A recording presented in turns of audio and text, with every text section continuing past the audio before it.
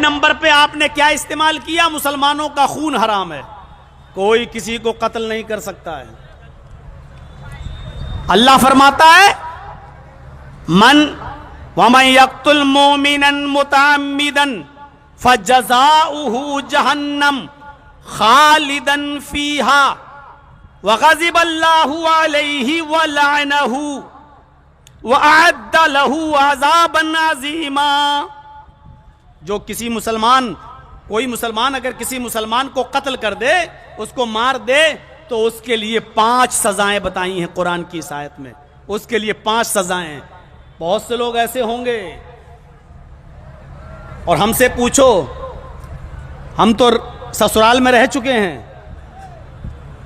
Jail میں، ہمیں اچھی طریقے سے معلوم ہے کہ کتنے مسلمان قتل کے کیس میں آئے ہیں۔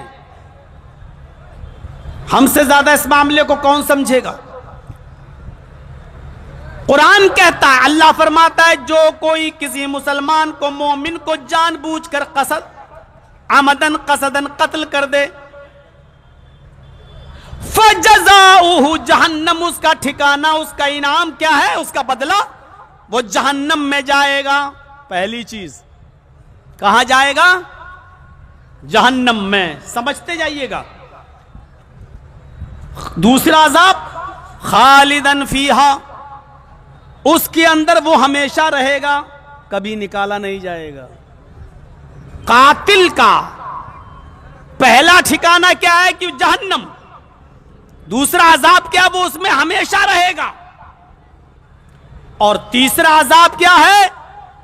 غضب اللہ علیہ ولعنہ، اللہ کا غصہ اس کے اوپر ہوتا رہے گا، اللہ کی پھٹکار اس کے اوپر پڑتی رہے گی، تیسرا۔ اور چوتھا کیا ہے؟ وَلَعْنَهُ، اور اللہ کی لعنت برستی رہے گی اس کے اوپر۔ اور پانچواں، وَأَعَدَّ لَهُ عَذَابًا عَظِيمًا، اور اللہ نے اس کے لیے جہنم کے اندر بہت بڑا عذاب تیار کر رکھا ہے۔ وہ کتنا بڑا عذاب ہے اللہ نے نہیں بتایا، صرف اللہ جانتا ہے کہ قاتل کو، جس نے کسی مسلمان کا قتل کیا ہے، اس مسلمان قاتل کو اللہ رب العالمین جہنم میں کتنا بڑا عذاب اس کے لیے تیار کیا، یہ صرف اللہ جانتا ہے۔ یہ 5 عذاب قاتلوں کے لیے، جس نے کسی مسلمان کو قتل کیا ہے اس کے لیے بتائے۔ خطبے میں کیا کہہ رہے ہیں آپ؟ مسلمان کا خون اتنا آسان نہیں ہے کہ آپ جب چاہیں گے کسی مسلمان کو گالی دے دیں گے، جب چاہیں گے کسی مسلمان کو ماں بہن کی گالی دے دیں گے، جب چاہیں گے آپ کسی مسلمان کا مرڈر کر دیں گے، جب چاہیں گے آپ کسی مسلمان کا خون بہا دیں گے۔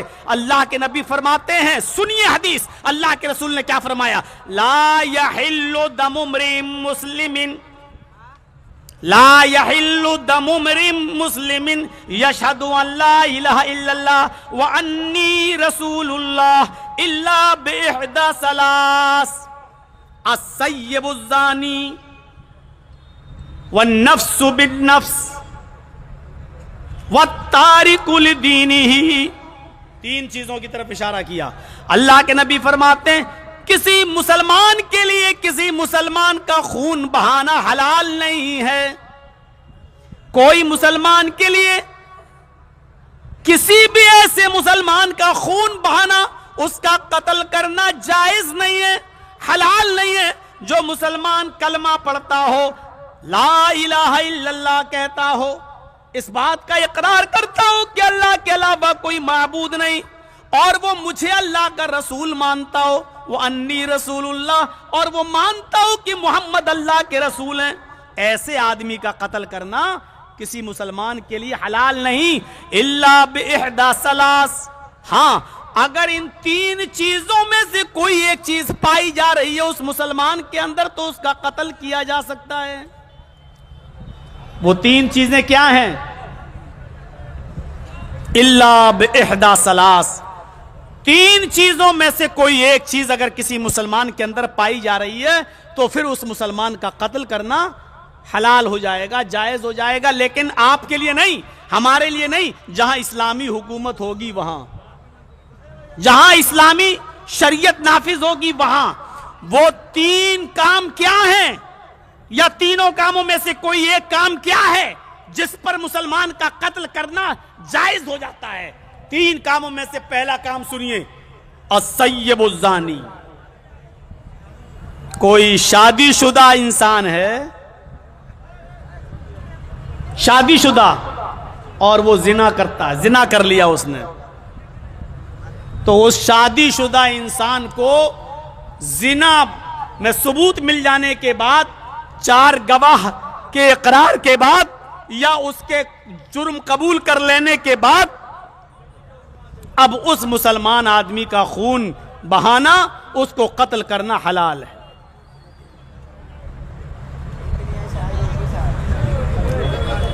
اب آپ لوگ اکتا چکے ہیں، مجھے معلوم ہے، 2:30 بجے جب ٹائم دیں گے تو یہی ہوگا۔ بھائی آپ جس کو جانا ہو آرام سے چلا جائے، لیکن ڈسٹرب نہ کرو بھائی بیچ میں اٹھ کر۔ ہم تو کسی کو زبردستی بٹھاتے بھی نہیں ہیں۔ اب ہم اپنا ٹائم ہے، ہم تو لیں گے اپنا وقت جب ہمارا، اور یہ بھی ہے کہ اب کمیٹی والے جب چاہیں گے ہمیں ٹائم دیں گے۔ ہم نے ان کو ٹائم دیا، انہوں نے ہمیں ٹائم دیا۔ جلسے کو کامیاب بھی کرنا ہے، چندہ بھی مقصد ہے، مسجد بن رہی ہے، اور اسی لیے سیمانچل میں اور بہار میں جلسے بھی ہوتے ہیں، تو یہ مقصد بھی ہونا ہے۔ تو اس مقصد سے پہلے ہمیں ٹائم مل بھی نہیں سکتا ہے، تو آپ کو سب کی مجبوریاں سمجھنا ہے۔ جلسے والوں کی اپنی مجبوری ہے، یہ جلسے والے یہ نہیں چاہتے کہ جرجی صاحب کو 2:30 بجے بٹھالا جائے، لیکن ان کی اپنی مجبوری ہے۔ اور مجھے اگر 8 بجے 9 بجے ٹائم دے دیں تو آپ لوگ میرے بعد پھر بیٹھنا گوارا نہیں کریں گے، کسی کو سنیں گے نہیں، تو ان کی بھی اپنی ایک مجبوری ہے۔ تو آپ کو سب کی مجبوریاں سمجھنا ہے، جیسے ہم سب کی مجبوری سمجھ رہے ہیں۔ میرے بھائیو سنیے، شادی شدہ انسان، کنوارے لوگ بچ گئے، یہاں جتنے کنوارے ہوں گے وہ سوچ رہے ہوں گے ہم بچ گئے، ہمارا قتل واجب نہیں ہے، ہمارا قتل حلال نہیں ہے۔ قتل تو حلال نہیں ہے، لیکن کنوارا آدمی جس کی شادی نہیں ہوئی ہے، اس کو اگر صحیح سزا مل جائے تو وہ بھی بالکل مرنے کے قریب پہنچ جائے گا۔ 100 کوڑے، وہ بھی چمڑے کا کوڑا ہو اور پیٹھ ننگی ہو، اور کوڑا بھی ایک آدمی نہیں مارے گا، 10 آدمی اہم ہے۔ وَالتَّارِكُ لِدِينِهِ، اپنے دین کو چھوڑنے والا۔ اسلام میں زبردستی نہیں ہے، اگر کوئی شخص اسلام نہیں لاتا ہے تو ٹھیک ہے مت لاؤ، زبردستی آپ پر تلوار رکھ کر اسلام قبول نہیں کروایا جائے گا۔ لیکن اگر تم اسلام لا چکے ہو اور قبول کر لیا ہے تو اب چھوڑنا نہیں ہے تمہیں۔ اسلام قبول نہیں کر رہے ہو چلے گا، لیکن اگر قبول کر لیا ہے تو اسلام کو چھوڑنا پھر جائز نہیں ہے۔ جو دین کو چھوڑے گا اس کا بھی قتل جائز ہے، جو اسلام سے منہ پھیرے گا اس کا بھی قتل جائز ہے۔ ہماری وہ بہنیں، ہماری وہ بیٹیاں، ہماری وہ بچیاں جو آج کالجز میں اور یونیورسٹی میں پڑھ رہی ہیں اور غیر مسلم لڑکوں کے ساتھ بھاگ جاتی ہیں، اور مندروں میں جا کے، چرچوں میں جا کر، دوسری جگہوں پر جا کر ان کے ساتھ پھیرے لگا رہی ہیں، مانگ میں سندور بھر رہی ہیں، اپنا دھرم پریورتن کر رہی ہیں، اسلام کو چھوڑ رہی ہیں۔ اسلام کے اندر ایسی لڑکیوں کی سزا صرف قتل ہے۔ اسلام کے اندر، ہم ہندوستانی قانون کے مطابق نہیں بتلا رہے ہیں، اسی لیے میں نے چینل والوں کو ہٹوایا تھا، ورنہ یہ کل اسی کو لیتے اور تھمبنیل بنا دیتے کہ ایسی جو لڑکی ہندو بن جائے اس کو قتل کر دو۔ کس نے کہا؟ مولانا جرجیس۔ پتا چلا جرجیس صاحب پھر سسرال پہنچ گئے۔ اس لیے میں منع کرتا ہوں چینل والوں کو، اب نہیں، بہت بھگت چکا ہوں۔ جو بھی دین چھوڑ دے گا، وَالتَّارِكُ لِدِينِهِ، دین کو چھوڑنے والا، اسلام کو چھوڑ کر پھر سے غیر مسلم ہو جائے، کوئی دوسرے دھرم میں چلا جائے، تو پھر اس مسلمان آدمی کا جو غیر مسلم ہو گیا ہے، اس کو بھی اسلامی حکومت جہاں ہوگی وہاں اس کو قتل کر دیا جائے گا۔ مرتد کی یہی سزا ہے اسلام کے اندر۔ تو مسلمان کے خون کی بہت عزت ہے۔ اللہ کے نبی فرماتے ہیں لَزَوَالُ الدُّنْيَا هَوَنُ عَلَى اللَّهِ من قتل مؤمن۔ اللہ تعالیٰ کے لیے یہ آسان ہے کہ وہ پوری دنیا کو ہلاک کر دے، لیکن یہ آسان نہیں کہ کوئی مسلمان کسی مسلمان کا خون کرے. یعنی اللہ چاہتا ہے کہ ایک مسلمان کا خون اگر کسی نے بہا دیا تو ہم پوری دنیا کو تباہ و برباد کر دیں. یہ اللہ کے لیے آسان ہے، لیکن وہ یہ نہیں چاہتا کہ کسی ایک مسلمان کا بھی خون بہایا جائے. لَزَوَالُ الدُّنْيَا أَهْوَنُ عَلَى اللَّهِ مِنْ قَتْلِ مُؤْمِنٍ. ایک مومن کے خون سے زیادہ اللہ کے لیے یہ آسان ہے کہ پوری دنیا کو ہلاک و برباد کر دے. ایک مسلمان کے خون کا احترام دیکھ رہے ہیں آپ. ایک اور حدیث اللہ کے نبی فرماتے ہیں لو ان اہل السماء والارض اشترکوا فی دم مؤمن لأکبہم اللہ فی النار.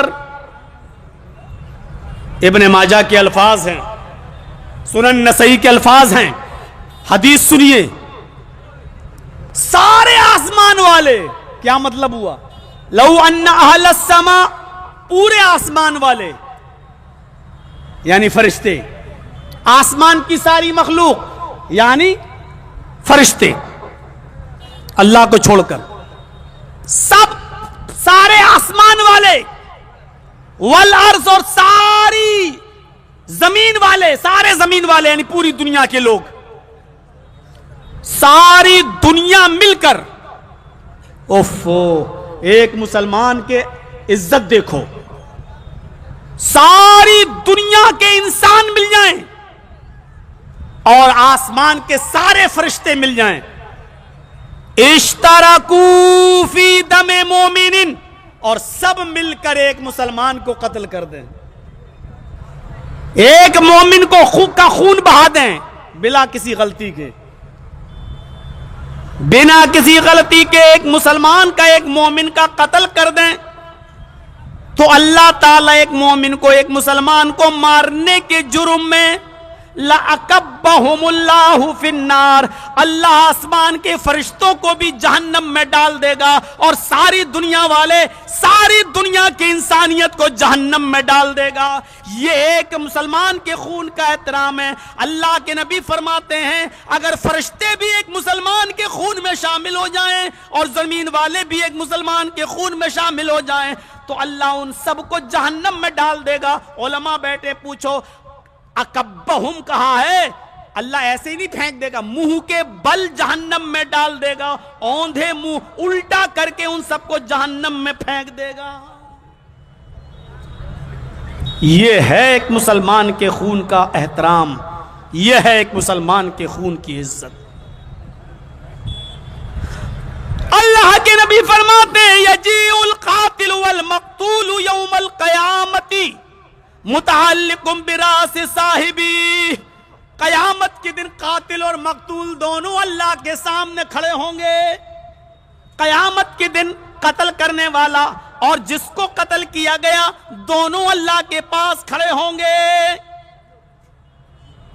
متعلق براس صاحبی، جس کو قتل کیا گیا وہ قاتل کی گردن پر سوار ہو جائے گا، اس کے سر کے بال پکڑ کر کھینچ کر اس کو لے کر آئے گا. مقتول قاتل کو کھینچ کر لائے گا، اللہ کے سامنے لا کر کھڑا کر دے گا. یقول، اور پھر اللہ سے کہے گا سل ھذا لما قتلنی، اے اللہ اس سے پوچھ کہ اس نے دنیا میں مجھے کیوں مارا تھا، اے اللہ اس سے پوچھ کہ اس نے دنیا میں مجھے کیوں قتل کیا تھا. ربی سل ھذا لما قتلنی، اے اللہ اس سے سوال کر اس نے دنیا میں میرا مرڈر کیوں کیا تھا، میری بیوی کو بیوہ کیوں کیا تھا، میرے بچوں کو یتیم کیوں بنایا تھا. اس سے پوچھ، یہ ہے میرا قاتل، اس نے مجھے مارا، اس نے مجھے کیوں مارا تھا، اس سے پوچھ، مجھے تو نہیں معلوم، اس سے پوچھ اس نے مجھے کیوں مارا. پہلی چیز، ابھی قتل کے اوپر اور بھی بولا جا سکتا ہے لیکن مجھے کئی چیزیں بتانا ہے آپ کو، اس لیے شارٹ کٹ میں اب آگے چلیے. ان دماءکم، مسلمانوں کا خون تمہارے اوپر حرام ہے، کسی کا نہیں بہا سکتے. وَأَمْوَالَكُمْ، اور مال بھی ایک دوسرے کا حرام ہے تمہارے اوپر. کوئی مسلمان کسی دوسرے مسلمان کا مال ناجائز طریقے سے نہیں کھا سکتا ہے. قرآن کہتا ہے یا ایھا الذین آمنوا لا تأکلوا اموالکم بینکم بالباطل. اے مسلمانوں، تم آپس میں ایک دوسرے کا مال باطل طریقے سے مت کھاؤ، ناجائز طریقے سے مت کھاؤ. باطل کہہ دیا، ہر غلط طریقہ اس میں شامل ہے. باطل طریقے سے آپ مت کھاؤ. جرجیز صاحب کی دکان ہے، موبائل سنبھالتے ہیں. میں میکینک ہوں موبائل کا. ایک مثال دے رہا ہوں، سنیے، حرام کمائی کی. جرجیز صاحب موبائل کے میکینک ہیں، موبائل سنبھالتے ہیں. آپ کا موبائل گر گیا، خراب ہو گیا، آپ میرے پاس لے کر آئے. دیکھیے تو صاحب، جرجیز صاحب اس میں کیا کمی ہے. میں نے دیکھا، دیکھنے کے بعد میں جان گیا ہوں اس میں 100 روپے کی ایک چیز پڑے گی اور یہ صحیح ہو جائے گا. میں نے اس سے کہہ دیا صاحب اس میں تو بہت کمی ہو گئی ہے، اس میں تو 1000 روپے کا خرچہ لگے گا.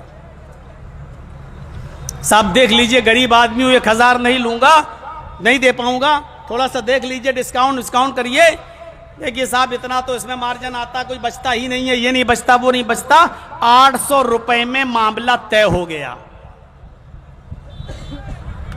اور پھر بھی آپ اس سے کہہ رہے ہیں کہ نہیں صاحب 50 روپے بھی نہیں کماؤں، 100 روپے بھی نہیں کماؤں، پھر ہمارا بیٹھنے کا فائدہ کیا بھائی؟ ہمیں بھی تو کچھ پیسہ بچنا چاہیے. 150 روپیہ آپ نے اس کو بیوقوف بنا دیا اور وہ 800 روپے میں وعدہ کر کے چلا گیا. آپ نے 100 روپے کی چیز ڈال دی اور 800 روپے اس سے لے لیے. آپ کا 800 روپے لینا غلط نہیں ہے، آپ کا یہ کہنا غلط ہے کہ کیا 100 روپے بھی میں نہ کماؤں، کیا 50 روپے بھی میں نہ کماؤں، جبکہ آپ 700 روپے کما رہے ہیں. آپ صاف ستھری بات کرتے کہ صاحب 100 روپے کا اس میں سامان پڑے گا، لیکن ہم آپ سے 800 روپے لیں گے. آپ کو بنوانا تو بنواؤ، نہیں بنوانا تو مت بنواؤ. لیکن آپ نے صاف ستھری بات نہیں کی. آپ نے 100 روپے کا سامان ڈال کر 800 روپے لے لیے. یہی باطل طریقہ ہے. اور اللہ تعالیٰ کہتا ہے کہ اے مسلمانوں، تم آپس میں ایک دوسرے کا مال باطل طریقے سے، ناجائز طریقے سے مت کھاؤ. یہ ناجائز طریقہ ہے.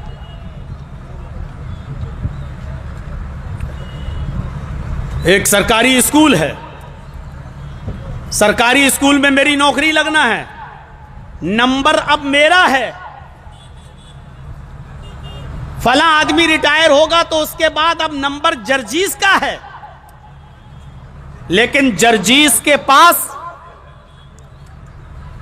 پیسہ نہیں ہے، نمبر ہے اس کا، قاعدے سے نمبر کے مطابق میں اس حقدار ہوں اس نوکری کا.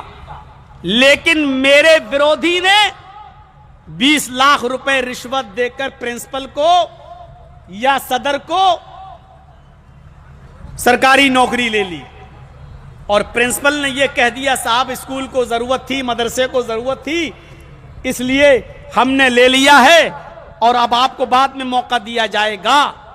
آپ نے حقدار کا حق مار دیا اور جس کا حق نہیں تھا اس سے 20 لاکھ روپے رشوت لے کر، 25 لاکھ روپے رشوت لے کر آپ نے اس کو نوکری دے دی.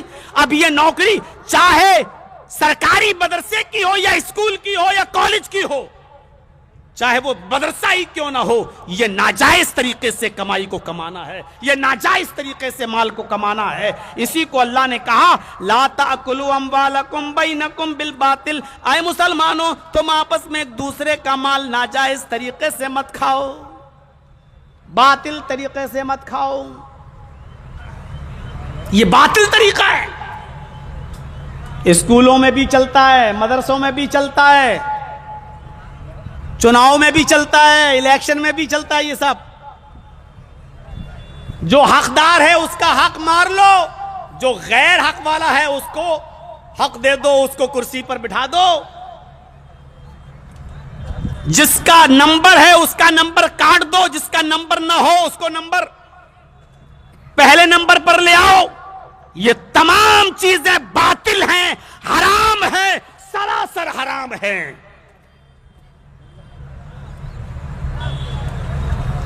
یا ایھا الذین آمنوا لا تاکلوا اموالکم بینکم بالباطل۔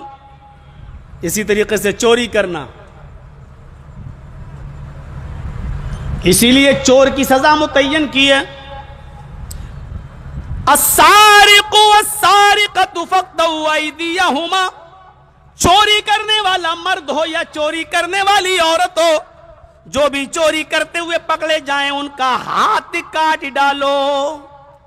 اب میں اس تفصیل میں اب نہیں جانا چاہتا، مجھے بہت سی چیزیں بتانا ہے، کئی چیزوں کی طرف روشنی ڈالنا ہے، کتنی چوری پہ ہاتھ کاٹا جائے، کتنا ہاتھ کاٹا جائے، کون سا ہاتھ کاٹا جائے، اس تفصیل سے تھوڑا سا ہٹ کر میں صرف یہ بتاتا ہوں کہ چوری کو ناجائز قرار دیا ہے، کیونکہ چوری میں بھی کوئی آدمی ناجائز طریقے سے مال کو کماتا ہے۔ کسی نے بڑی محنت سے مال کمایا اور آپ نے ایک جھٹکے میں اس کی چوری کر لی اور اس کے مال کو آپ نے اپنے قبضے میں لے لیا، چپکے سے اس کو پتہ بھی نہیں چلا۔ اسی لیے اللہ کے نبی نے فرمایا کہ قرآن کہتا ہے، اللہ تعالیٰ نے فرمایا چوری کرنے والے مرد اور چوری کرنے والی عورت کا ہاتھ کاٹ ڈالو، چاہے وہ مرد ہو یا عورت۔ دھوکہ دے کر پیسہ کمانا، دھوکہ دینا بھی حرام ہے۔ جرجیت صاحب بہت بڑے ڈاکٹر ہیں، ہاسپٹل چلا رہے ہیں، مریض آیا، ہم نے اس کو ایڈمٹ کر لیا، گھر والوں سے بتا دیا استھتی بہت خراب ہے، اس نے کہا علاج کرو، کہا صاحب آئی سی یو میں اس کو آکسیجن صحیح نہیں مل رہا ہے، اس کو وینٹیلیٹر پہ رکھا جائے گا۔ گھر والوں نے کہا صاحب کوشش کرو، جو بھی ہو سکے کرو، وینٹیلیٹر پہ رکھ دیا۔ جرجیت صاحب نے اس کو وینٹیلیٹر پہ رکھا، 2 دن صحیح رہا، 2 دن کے بعد وہ مر گیا۔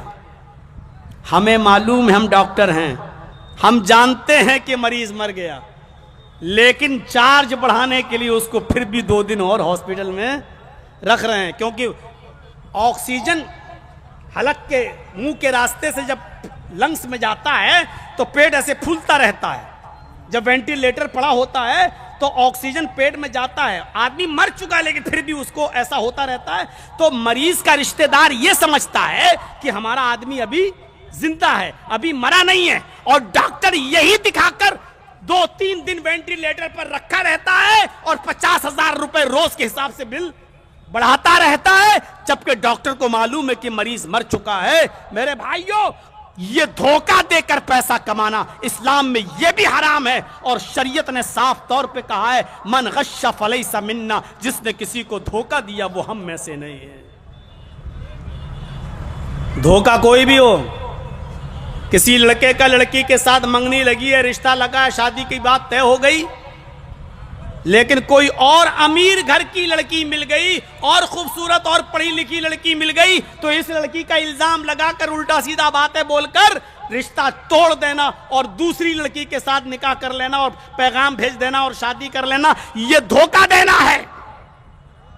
اور ہر دھوکہ دینے والے کے بارے میں اللہ کے نبی کہتے ہیں من غش فلیس منا، جس نے کسی کو دھوکہ دیا وہ مجھ میں سے نہیں۔ تو آپ ناجائز طریقے سے مال بھی نہیں کما سکتے ہو، یتیموں کا حق مار لینا۔ اچھا، کتنے لوگ یہاں ایسے بیٹھے ہیں، ابھی ہاتھ اٹھواؤں گا تو شرم کی وجہ سے بہت سے تو اٹھائیں گے نہیں، کتنے ایسے لوگ ہیں جنہوں نے وصیت کر دی ہے آج اپنے گھر والوں کو کہ میرے مرنے کے بعد، میرے 4 بیٹے ہیں، 3 بیٹیاں ہیں، میرے مرنے کے بعد شریعت کے مطابق، قرآن و حدیث کے مطابق بیٹے اور بیٹیوں کو اللہ اور اس کے رسول کی شریعت کے مطابق کتاب و سنت کی روشنی میں سب کا بٹوارا کر دینا، جو جس کا حق بنتا ہے وہ دے دینا۔ آپ کے گھر میں رہنے والی آپ کی بہن باپ کے مرنے کے بعد وہ بیٹی ہے، وہ اپنے باپ کی وراثت سے بھی حصہ پائے گی، اور آپ کے بیٹوں کو جو حصہ ملے گا بھائیوں کے مرنے کے بعد بھائیوں کی جائیداد، زمین، گھر و مکان و مال میں سے بھی اس کی بہن وارث ہوگی، کتنے لوگ ایسے ہیں جنہوں نے اپنی بیٹیوں کا حق ادا کیا ہے اور کتنے بھائی ایسے ہیں جنہوں نے اپنی بہنوں کا حق دیا ہے.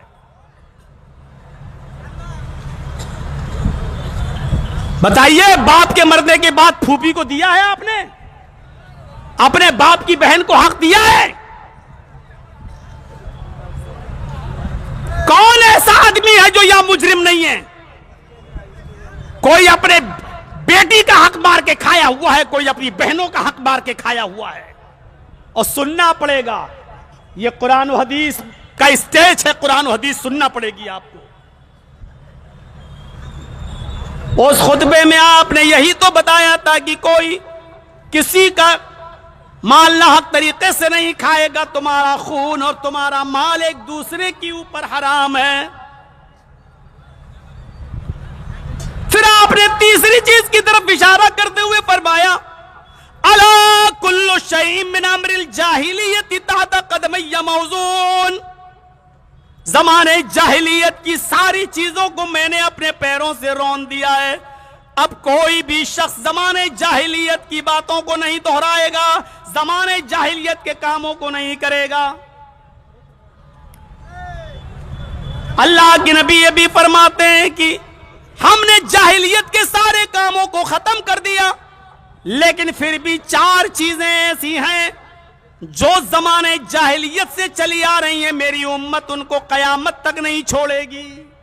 وہ چیزیں غلط ہیں لیکن میری امت نہیں چھوڑے گی. 4 فی امتی من امر الجاہلیت لا یترکونہن. 4 چیزیں ہیں تو خراب, ہیں تو غلط, لیکن میری امت ان 4 چیزوں کو کبھی نہیں چھوڑے گی. وہ 4 چیزیں کیا ہیں؟ الفخر فی الاحساب, اپنی برادری, اپنی قوم, اپنے حسب پر فخر کرے گی. آج ہوتا ہے نا, میں خان ہوں, میں پٹھان ہوں, پٹھان کا بچہ ہوں, میں ترک ہوں, میں سب سے اونچی برادری کا ہوں. ارے اسلام میں اونچی نیچی کوئی برادری ہے ہی نہیں. یہ ہماری اور آپ کی نظر میں ہے, یہ خان ہے, یہ پٹھان ہے, یہ انصاری ہے, یہ جلہا ہے, یہ تیلی ہے, یہ بدیا ہے, یہ دھوبی, یہ ہماری اور آپ کی زبان میں ہے. اسلام میں یہ سب چیزیں نہیں ہیں, سب برابر ہیں اسلام میں. تم اپنے آپ کو سمجھتے ہو تو سمجھتے رہو. اللہ کے نبی نے فرمایا یہ 4 چیزیں ہیں جو ہماری امت کبھی نہیں چھوڑے گی. ہے جاہلیت کی چیزیں, لیکن میری امت نہیں چھوڑے گی. دوسری چیز والطعن فی الانساب, تانا مارے گی نسب میں. آپ اونچے خاندان کے کسی نیچے خاندان کی لڑکی سے شادی کر لیجئے, ارے اس کی لڑکی لے آیا, ابے خان ہو کر تو جلہے کی لڑکی لے آیا, ارے فلاں کی لڑکی لے آیا, ارے ہمارا گھر دیکھ, ہمارا اسٹیٹس دیکھ, ہماری شان دیکھ, اور تو ایک نیچی خاندان کی لڑکی لے آیا.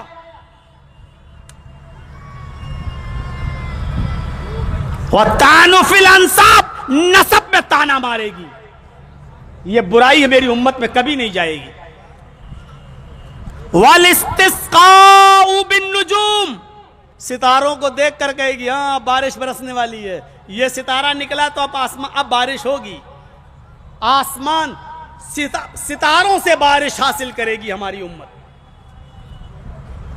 اور چوتھی چیز جو میری امت کبھی نہیں چھوڑے گی, وَالنِّيَاحَةُ, نوحہ کرنا, ماتم کرنا, رونا.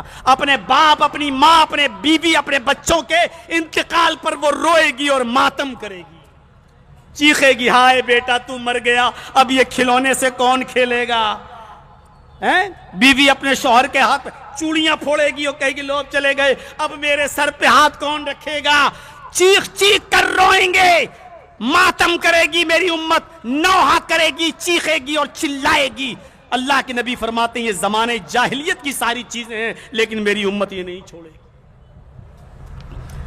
لیکن آپ یہ بھی کہہ رہے ہیں کہ میں نے زمانے جاہلیت کی ساری چیزوں کو اپنے پیروں سے روند ڈالا ہے, اب جاہلیت کی کوئی چیز باقی نہیں. چوتھی چیز کی طرف آپ نے فرمایا وَدِمَاءُ الْجَاهِلِيَّةِ مَوْضُوعَةٌ, زمانے جاہلیت میں اگر کسی نے کسی کا خون مرڈر کیا ہے، خون بہایا ہے، مارا ہے کسی کو، تو اب کوئی بدلہ نہیں لے گا کسی سے، چھوڑ دو، ہمارے خاندان کے لوگوں نے تمہارے خاندان کو مارا ہے، تمہارے خاندان والوں نے میرے خاندان کو مارا ہے، آج سارے خون ختم، آج نہ ہم بدلہ لیں گے نہ تم بدلہ لوگے، آج کے بعد خون کرنا حرام ہے، ایک دوسرے کا مرڈر جائز نہیں ہے، اور اب تک جو ہوا ہے ہم تمہارے خون معاف کر رہے ہیں، تم ہمارا خون معاف کرو۔ اور سب سے پہلے آپ نے اپنے قبیلے کا خون معاف کیا، اپنے خاندان کا خون معاف کیا۔ آپ نے فرمایا لوگوں سب سے پہلے میں اپنے خاندان کا خون معاف کر رہا ہوں۔ ان اول دم نزع من دمائنا دم ابن ربیعہ ابن الحارث، میں اپنے خاندان ابن ربیعہ ابن حارث کا خون معاف کر رہا ہوں۔ یہ چھوٹا بچہ تھا، ابن ربیعہ ابن حارث، یہ چھوٹا بچہ تھا، بالکل دودھ پیتا بچہ، قبیلے بنو سعد میں دودھ پیتا تھا، کان مسترضعا فی بنی سعد، بنو سعد میں یہ بچہ دودھ پیتا تھا۔ عرب کے اندر کیا ہوتا تھا، جب کوئی بچہ پیدا ہوتا تھا تو اپنی ماں کا ایک آدھ دن دودھ پیا، پھر ماں اچھی تندرستی کے لیے اس بچے کو دوسرے گاؤں میں بھیج دیا کرتی تھی، اور وہ دوسرے گاؤں میں جا کر دوسری عورت کا دودھ اور ان کے بھیڑ بکریوں کا دودھ پیا کرتا تھا تاکہ بچے کو تندرستی ہو۔ خود اللہ کے رسول صلی اللہ علیہ وسلم جب پیدا ہوئے تو آپ کی ماں آمینہ نے آپ کو دائی حلیمہ کے حوالے کر دیا، اور اللہ کے رسول نے خود حلیمہ کا دودھ پیا، حلیمہ کے پاس چلے گئے۔ قبیلے بنو سعد میں محمد رسول اللہ نے بھی بچپن میں دودھ پیا، تو آپ نے فرمایا میرے خاندان کا بچہ، میرے خاندان کا بچہ جو بنو سعد میں دودھ پیتا تھا، اس بچے کو حذیل نے، قبیلے حذیل نے قتل کر دیا تھا۔ فقتلہ حذیل، اس بچے کو خاندان حذیل خاندان کے لوگوں نے مار ڈالا تھا، اس بچے کو قتل کر دیا تھا۔ میں اس بچے کا خون معاف کر رہا ہوں، اس بچے کا کوئی انتقام نہیں لے گا، اب کوئی خون کا بدلہ نہیں لے گا، میں نے اپنا خون معاف کیا، تم لوگ اپنا خون معاف کرو، اب کوئی کسی سے بدلہ نہیں لے گا۔ اس سے یہ پتہ چلتا ہے کہ اگر کوئی برائی روکنا ہو تو سب سے پہلے اس کام کو خود پہلے کرنا چاہیے۔ اگر ہمیں یہ کہنا ہے کہ نماز پڑھو تو مولانا جرجیس صاحب کو پہلے خود نماز پڑھ کر دکھانا پڑے گا۔ اگر ہم نے یہ کہا ہے کہ شادیوں میں بارات نہیں جانا چاہیے تو مولانا جرجیس صاحب کو اپنے لڑکے کی شادی میں پہلے بارات کا خود بائیکاٹ کرنا چاہیے۔ اگر ہم نے یہ کہا ہے کہ سود اور بیاج کھانا حرام ہے تو سود اور بیاج کو سب سے پہلے بولنے والے کو خود چھوڑنا چاہیے، کیونکہ اللہ کے رسول کہہ رہے ہیں کہ سب سے پہلا خون میں اپنے خاندان کا معاف کر رہا ہوں۔ آپ نے لوگوں کو قتل سے روکا تو سب سے پہلے اپنے خاندان کا خون معاف کر کے دکھایا۔ اسی کو قرآن کہتا ہے یا ایھا الذین آمنوا لم تقولون ما لا تفعلون، اے مسلمانوں تم ایسی باتیں کیوں کرتے ہو جس کے اوپر تم خود عمل نہیں کرتے؟ اے لوگوں تم ایسی باتیں کیوں اپنی زبان سے کہتے ہو جس کے اوپر تمہارا خود عمل نہیں ہے؟ کبر مقتا عند اللہ ان تقولوا ما لا تفعلون، اللہ کی نظر میں یہ بہت برا کام ہے کہ تم وہ کام، تم اس کام کو، تم جو کہو اس پر خود عمل نہ کرو، اللہ کی نظر میں یہ بہت برا کام ہے۔ ایک حدیث سنتے چلو، اللہ کے نبی صلی اللہ علیہ وسلم فرماتے ہیں کہ مجھے دکھایا گیا رأیت لیلۃ اسری بی رجال تقرض السنتهم وشفاہهم بمقاریض من نار، شب قدر کی رات میں مجھے دکھایا گیا معراج کی رات میں مجھے دکھایا گیا. جب مجھے معراج ہوئی, مجھے جہنم دکھائی دی تو میں نے جہنم کے اندر دیکھا. شب معراج میں نے دیکھا, معراج کی رات میں نے دیکھا. کیا دیکھا؟ جہنم کے اندر کچھ لوگوں کے ہونٹ کاٹے جا رہے ہیں. ہونٹ یہ کاٹے جا رہے ہیں. السنتہم, ان کی زبانیں بھی کاٹی جا رہی ہیں. تقرض السنتہم, زبانیں کاٹی جا رہی ہیں, ہونٹ چیرے جا رہے ہیں. بمقارض من نار, فرشتے آگ کی کینچیوں سے, آگ کی کینچیوں سے زبانیں کاٹ رہے ہیں, ہونٹ کاٹ رہے ہیں. فقلت یا جبریل من ہؤلائی, میں نے جبریل سے پوچھا, اے جبریل یہ کون لوگ ہیں جن کی زبانیں کاٹی جا رہی ہیں, جن کے ہونٹ کاٹے جا رہے ہیں؟ حضرت جبریل کہتے ہیں ہؤلائی خطباء امتک, اے اللہ کے نبی یہ آپ کی امت کے خطیب ہیں, یہ آپ کی امت کے مقرر ہیں, یہ آپ کی امت کے مولوی ہیں, یہ آپ کی امت کے علماء ہیں. ہؤلائی خطباء امتک, یہ آپ کی امت کے تقریریں کرنے والے, خطبے دینے والے لوگ ہیں. یہ لوگوں کو حکم دیا کرتے تھے اچھے کاموں کا, لیکن خود نہیں کیا کرتے تھے. یہ لوگوں کو برے کاموں سے روکتے تھے, لیکن خود برے کاموں سے نہیں رکا کرتے تھے. یہ آپ کی امت کے مقررین ہیں, آپ کی امت کے خطباء ہیں, آپ کی امت کے مولوی ہیں. کوئی نہیں بچا. ہم لوگ بھی اس حمام میں ننگے ہیں. مولوی بھی انسان ہوتا ہے, اس سے بھی غلطی ہوتی ہے. مولوی کو آپ لوگ فرشتہ مت سمجھو کہ مولوی فرشتہ ہے. ہؤلائی خطباء امتک, یہ آپ کی امت کے خطیب ہیں جن کو یہ سزا دی جا رہی. تو جو کہو اس پر عمل کرو. اللہ کے رسول نے جو کہا پہلے کر کے دکھایا. آپ نے کہا کہ اے لوگوں, زمانے جاہلیت کا خون حرام, اب معاف ہے, کوئی کسی کا بدلہ نہیں لے گا. تو سب سے پہلے آپ نے اپنے خاندان کا خون معاف کیا. اب جو چیز آ رہی ہے اس میں اکثر مسلمان ملوث ہے, اس میں مولوی بھی ملوث ہے, اس میں حاجی بھی ملوث ہے, اس میں نمازی بھی ملوث ہے. وہ چیز سن لیجئے, سنتے چلیے.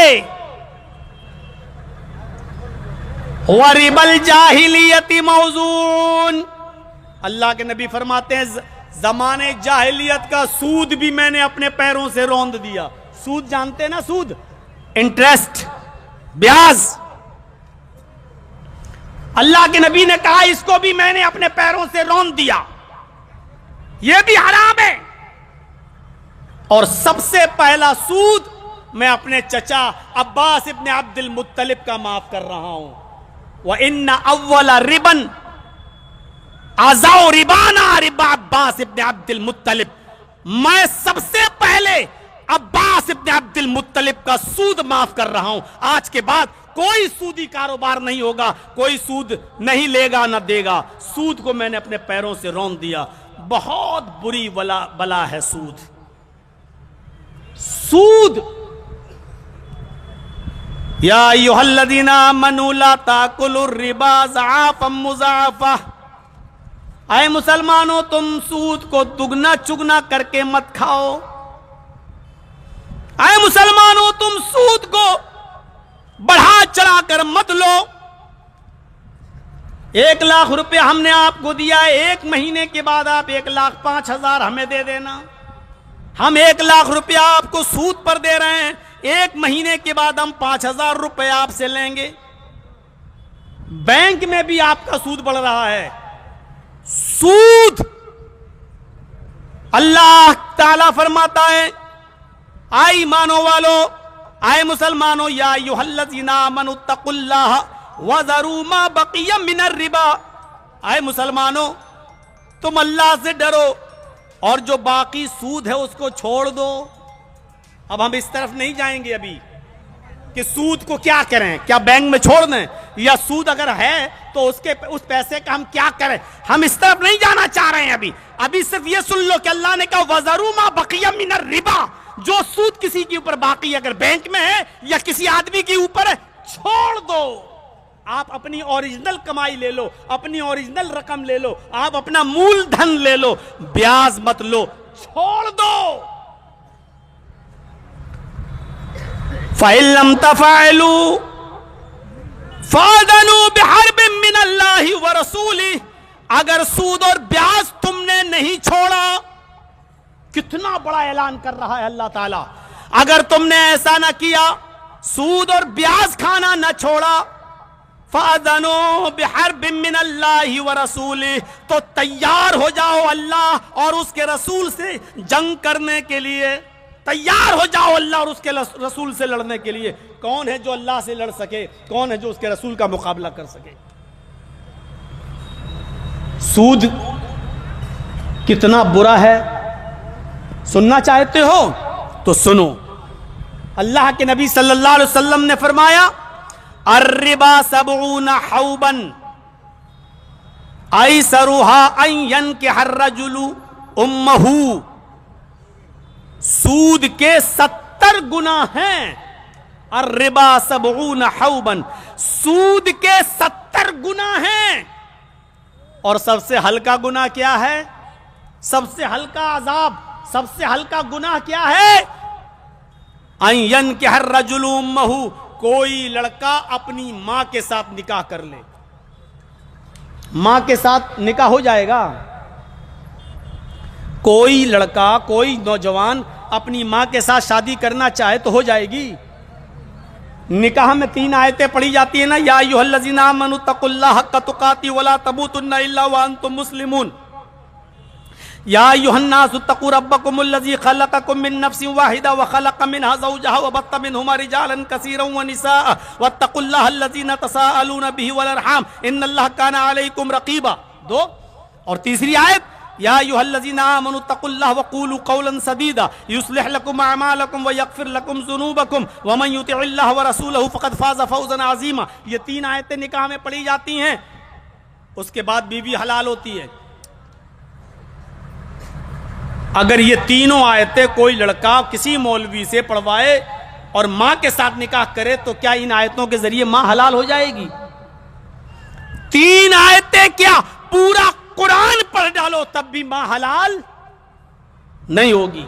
اور پورا قرآن کیا 1,00,000 مرتبہ بھی قرآن پڑھ ڈالو تب بھی ماں حلال نہیں ہوگی. بتانے کا مقصد یہ ہے اللہ کے رسول کا کہ جس طرح قرآن کی آیتیں اور قرآن پڑھنے سے بھی ماں حلال نہیں ہو سکتی ہے, اسی طریقے سے کتنا بھی اچھے سے اچھا نام لیا جائے سود حلال نہیں ہو سکتا ہے. جیسے ماں اپنے بیٹے پر حرام ہے اسی طریقے سے سود بھی امت مسلمہ پر حرام رہے گا. جیسے ماں حلال نہیں ہو سکتی ہے لڑکے کے لیے, ویسے ہی سود حلال نہیں ہو سکتا ہے مسلمان کے لیے. مولانا صاحب آپ سود کی بات کر رہے ہو, ابھی میچ ہونے دو انڈیا پاکستان کا.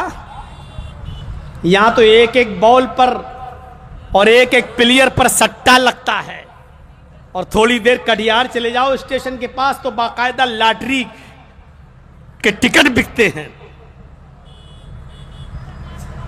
ایک دم امیر بننے کی خواہش,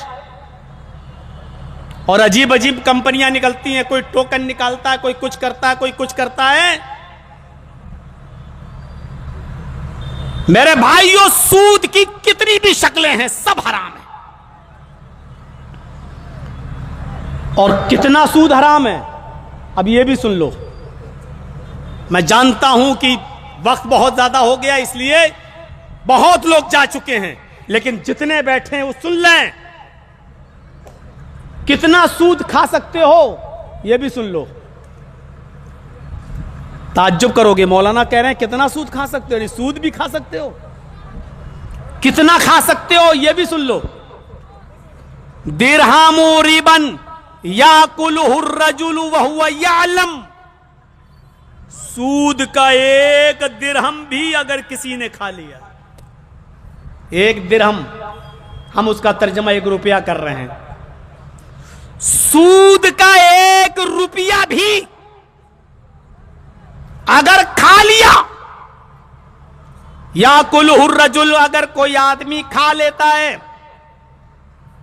وہو یعلم، اور وہ جانتا ہے کہ یہ سود کا ہے، 1 پیسہ 1 روپیہ میرے پاس آ گیا اور مجھے معلوم ہے کہ میں نے کسی کو 10 دیا تھا، آج اس نے مجھے 11 واپس کیا، یہ 1 روپیہ سود کا ہے، میں جانتا ہوں، تو یہ 1 روپیہ بھی جس نے جان بوجھ کر کھایا تو کتنا بڑا گناہ کیا معلوم ہے آپ کو؟ حدیث سنیے اللہ کے نبی نے کیا فرمایا، اشد عند اللہ من 36 زنیۃ،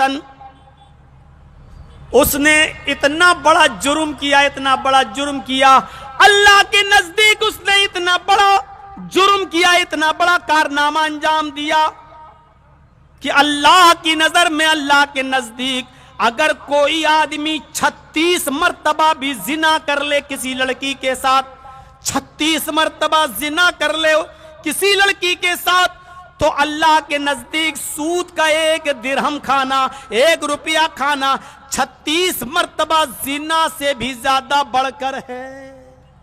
اب سوچو کتنا سود کھا سکتا ہے۔ آج کی تقریر کس کس کے اوپر گر رہی ہوگی؟ نہ حاجی بچا، نہ نمازی بچا، نہ مولوی بچا۔ اچھا، کینڈیڈیٹ کتنے کھڑے ہوتے ہیں چناؤ میں؟ ایک ودھان سبھا سے 20 25 اور جیتتا ایک ہی ہے۔ آؤ، حرام کا کمایا ہے نا، تمہارا پیسہ حرام جگہ ہم ختم بھی کریں گے۔ کبھی کبھی ہارنے والا بھی 50 لاکھ خرچ کر دیتا، پھر بھی ہار جاتا ہے۔ کمایا کہاں سے تم نے؟ لوگوں کا خون چوس کے کمایا ہے، کرو یہاں خرچ۔ جہاں سے کماؤ گے اللہ خرچ بھی کروا دے گا۔ اس کو نکالنا آتا ہے، اس کو نکالنا آتا ہے۔ یہ ایماندار لوگ اور چناؤ اور ہم لڑیں۔ مجھے بھائیوں، اس زمانے میں سب سے اچھا نیتا وہ ہے جو سب سے اچھا جھوٹ بول لیتا ہے، اور جس کو اچھا جھوٹ بولنا نہیں آتا ہے وہ نیتا نہیں ہے۔ اس زمانے کی بات کر رہا ہوں میں، اس زمانے کی۔ آپ بات کہاں کی کر رہے ہو؟ بہار والوں، پوری دنیا تمہاری طرف نظریں جما کر بیٹھی ہے۔ یو پی اور بنگال اور دلی نہیں، مہاراشٹر نہیں، پوری دنیا تمہاری طرف نظریں جما کر بیٹھی ہے، اور تم لڑے جا رہے ہو، مرے جا رہے ہو، کٹے جا رہے ہو، اپنے ووٹوں کا بٹوارا کر رہے ہو۔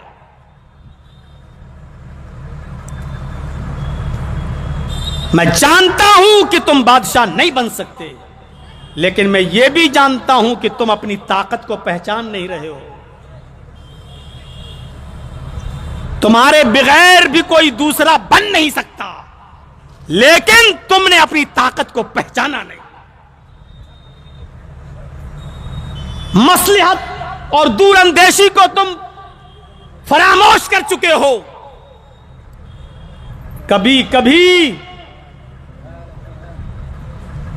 حالات سے سمجھوتا کرنا پڑتا ہے۔ اور کل کی تقریر میں نے کہا تھا بیلوا میں کشن گنج کہ ایک جنگل تھا، شیر نے گدھے کا شکار کیا، بھیڑیے نے بکری کا شکار کیا، اور لومڑی نے خرگوش کا شکار کیا۔ 3 جانوروں نے 3 جانور مارے۔ شیر نے کس کو مارا؟ گدھا۔ بھیڑیے نے کس کو مارا؟ بکری۔ اور لومڑی نے کس کو مارا؟ خرگوش۔ اب شیر نے بھیڑیے سے پوچھا भेड़िए तुम फैसला करो कौन सा जानवर कौन खाएगा। इस शेर को अगर तुम समझ जाओ तो मौलाना जर्जीस की पूरी तकरीर समझ जाओगे मेरा इशारा कहां है। शेर ने भेड़िए से कहा, भेड़िए फैसला कर कौन सा जानवर कौन खाएगा। भेड़िया बेचारा शेर की नीयत समझ नहीं पाया। भेड़िया शेर की नीयत समझ नहीं पाया, शेर क्या मंसूबा बना रहा है और शेर के दिल में क्या है, भेड़िया नहीं समझ पाया।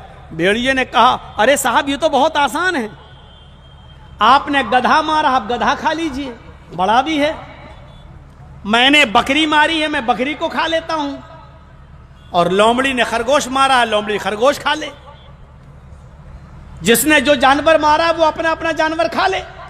फैसला गलत नहीं था, फैसला बिल्कुल सही था, लेकिन भेड़िया शेर की नियत ही नहीं समझ पाया।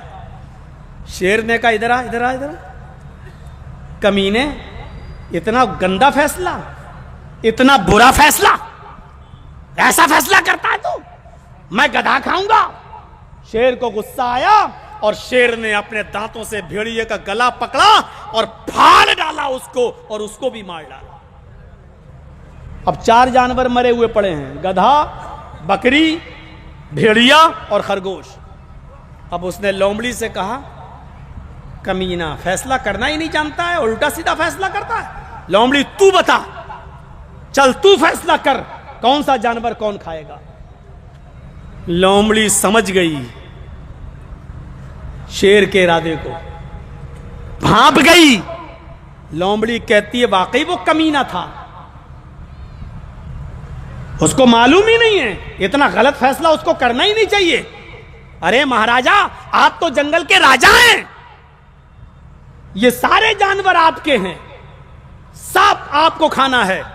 सुबह उठिए गधा खा लीजिए, दोपहर में बकरी खा लीजिए, अब तो ये भेड़िया भी मर गया है, असर के टाइम पर 4 बजे 5 बजे के टाइम पर ये भेड़िया भी खा लीजिए, और शाम को सोते वक्त खरगोश भी खा लीजिए।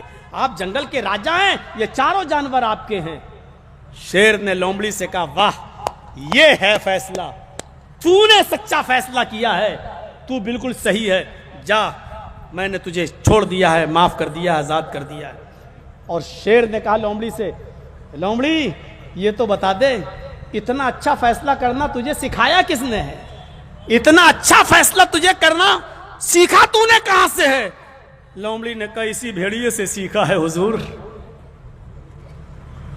यानी भेड़िए की तरह अगर मैं भी फैसला कर देती तो मैं भी यहीं होती। जब हालात ऐसे हों कि शेर के दिल में क्या क्या मंसूबे पल रहे हैं और आप उनके दिल के जज्बात और हालात को न समझ पा रहे हो, तो कभी कभी सही फैसला भी आपके लिए मौत का कारण बन सकता है, आपके लिए वबाले जान बन सकता है। इसलिए मसलहत का तकाजा यह है कि कभी कभी यह भी सोच लो कि हमारे लिए फायदेमंद तो कोई नहीं है। जर्जीस डंके की चोट पर कहता, जिसको बुरा लगे लगता रहे, हमारे लिए कोई फायदेमंद नहीं है। मुसलमानों को किसी ने कुछ नहीं दिया, किसी ने कुछ नहीं दिया। और मेरे जुमलों को फिर सुन लो, किसी पार्टी ने, किसी टीम ने मुसलमानों को कुछ नहीं दिया। इस वक्त ये देखने की जरूरत नहीं है कि हमें किसने क्या दिया, इस वक्त ये देखो कि हमारे लिए सबसे कम नुकसानदेह कौन है। नुकसान तो सभी पहुंचा रहे हैं हमें, लेकिन ये देखो कि सबसे कम नुकसान कौन पहुंचा रहा है हमें। ये देखकर अपने आप को बचाओ। इस वक्त हम उस कंडीशन में हैं कि जर्जीस साहब की बीवी के बच्चा पैदा हो रहा है और डॉक्टर ने कहा, जर्जीस या तो तेरी बीवी को बचा सकता हूं या बच्चा बचा सकता हूं, बता किसको बचाऊं। बहुत बुरी कंडीशन है, जल्दी बता क्या करूं। जर्जीस के लिए दोनों चीजें नुकसानदेह है, बीवी जा रही है तब भी नुकसान, बच्चा जा रहा है तब भी नुकसान, लेकिन कलेजे पे हाथ रख के छोटा नुकसान उठा लिया। डॉक्टर साहब बीवी को बचा लो, बीवी रहेगी तो बच्चे फिर भी हो जाएंगे, लेकिन अगर बच्चा जा रहा तो जाने दो। जबकि बच्चे जाने का दुख भी है, लेकिन मजबूरी है کیا کروں، بڑے نقصان سے بچنے کے لیے چھوٹا نقصان کرنا گوارا کر لیا۔ اس چیز کو سمجھنا بہت ضروری ہے۔ ہم بہار میں پرچار کرنے کے لیے نہیں آئے ہیں، پرچار کرنے نہیں آئے ہیں۔ بہت فون گئے ہیں میرے پاس، اس بہار کی سرزمین سے بھی بہت فون گئے ہیں میرے پاس، یہاں تک کہ مجھے پرسوں بھی ایک میٹنگ میں بلایا جا رہا ہے 28 تاریخ کو کہ آپ آئیے، آپ کی ایک زبردست میٹنگ اور ملاقات۔ میں نے کہا صاحب میں کوئی سیاسی منچ شیئر نہیں کروں گا، کسی سیاسی سٹیج پر میں نہیں جاؤں گا۔ بہار والوں کس کو ووٹ دینا ہے کس کو نہیں، یہ ہم سے زیادہ تم جانتے ہو کیونکہ یہ تمہارے علاقے کا معاملہ ہے، ہم سے زیادہ تم عقل مند ہو کیونکہ یہ تمہارے علاقے کا معاملہ ہے۔ لیکن میں اتنا ضرور کہوں گا، جہاں بھی جاؤ ایک ساتھ جاؤ، مل کے جاؤ، اجتماعیت کے ساتھ جاؤ اور میٹنگ کر کے جاؤ اور ایک ہو کر جاؤ۔ میرے بھائیوں، تمہارا بٹنا تمہارے لیے زہر ہے۔ پوری دنیا تمہاری طرف نظر اٹھا کر دیکھ رہی ہے، پوری دنیا تمہاری طرف نظر اٹھا کر دیکھ رہی ہے۔ ہم جیسے یو پی کے لوگ بھی آپ کے بہار کے رزلٹ کا انتظار کر رہے ہیں، جہاں جرجیت صاحب کو، جرجیت صاحب ہی کی مسجد میں جرجیت کو بھی بولنے کی اجازت نہ ہو سوائے جمعہ پڑھانے کے علاوہ، کوئی تقریر کی بھی پرمیشن نہ ہو۔ ایسے حالات میں ہم لوگ جی رہے ہیں۔ ان حالات میں میرے بھائیوں ہمیں کیا کرنا ہے کیا نہیں، ہمیں عقل مندی سے کام لینا ہے۔ اللہ ہم سب مسلمانوں کو عقل مندی اور عقل و شعور سے کام لینے کی توفیق عطا فرمائے، ہمارے اوپر سچے حکمرانوں کو مسلط فرمائے۔ میرے بھائیوں میں پھر کہتا ہوں کہ تمہارا کوئی نہیں ہے، اللہ کی قسم تمہارا کوئی نہیں ہے، رب کعبہ کی قسم تمہارا کوئی نہیں ہے۔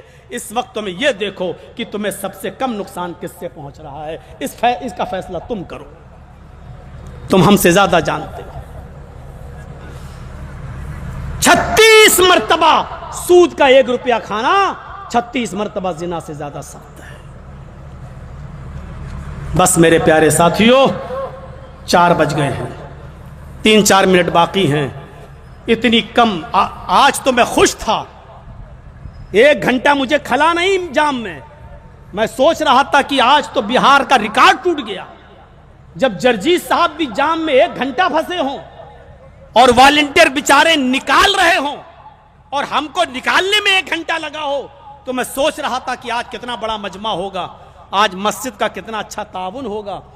لیکن کیا معلوم تھا کتنے لاسٹ میں ہمیں ٹائم دیں گے، اور اس وقت ڈرائیور کو آپ بٹھا لیں گے جب اسی کو گاڑی چلانے میں نیند آنے لگے گی۔ تو میرے بھائیوں جب ڈرائیور ہی نیند آ جائے، تو جب ڈرائیور ہی کو نیند آ جائے تو پیسنجر کو بہت ہوشیار بیٹھنا چاہیے، کہیں ایسا نہ ہو کہ گاڑی کو گڈھے میں گرا دے اور سب مر جائیں۔ لیکن ہمیں وہی ٹائم ملتا ہے، خیر کوئی بات نہیں۔